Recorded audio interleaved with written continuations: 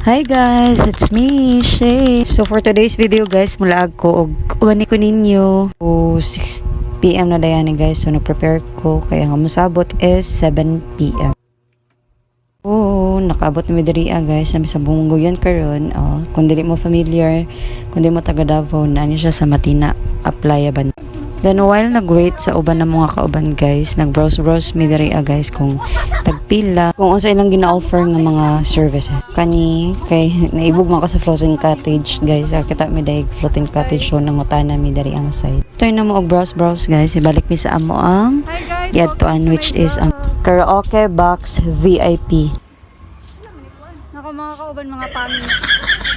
So, quick tour lang guys, aron nga muna ko. Actually, nice iyang ambience jud guys. So, rate na ko siya 10/10. So, mali siya. Tuyok-tuyok na lang ang video dyan. Videographer. So, mali siya and makanta na ta guys. Bye! So, na namin diri sa sulod guys. Dari namin nagpaabot sa mga kauban and tamang kanta-kanta na diri guys. Sa mga singer, nanggawas na pod. So, mo ni siya ang sulod jud guys. Nice jud ang ambience guys. Dili ka magmahay.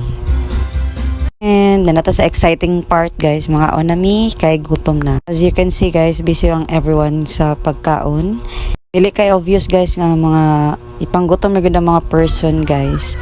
So magkaon sa mi karon and after ani lingaw-lingaw, kanta na po. And syempre istorya ginagmay. Human na mi kaon guys, nag-joke lang mi and enjoy lang naman ang night. So wala sa ni guys for today's video. Thank you for watching. Bye!